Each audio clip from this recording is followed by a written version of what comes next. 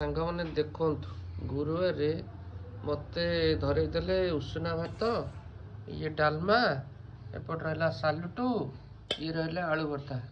ଆଉ ତମେମାନେ ସମସ୍ତେ ପେଟେ ପେଟେ ଖାଇଦେଇଛ ସବୁ ଭୋଗରାଗ ଖାଇଦେଇକି ପୁରା ଶାନ୍ତି ହେଇକି ଶୋଇଛ ଆରାମସେ ଦିନ 10ଟା 11ଟାରୁ। ମଲା ଆମର ଓଷା ଆଉ ଆମେ ଖାଇବନି ଭୋଗରାଗ, କାଇଁ ତମେ ଖାଇଲନି? ତମେ ଖାଇବନି ଭାତ ଖାଇବ ଆଉ।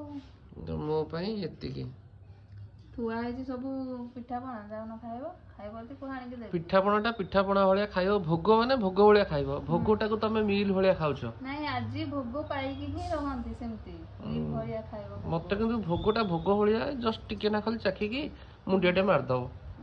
ଆଉ ଏତେ ମେଞ୍ଚେ ମେଞ୍ଚେ ଖାଇବ ବସିକି ସୁଜି କାକରା ଏଗୁରା ଖାଇବ, ଏତେ ଜିନିଷ ଯାହା ହବ ସେଇଆ ପାଇଁ ଖାଇବ।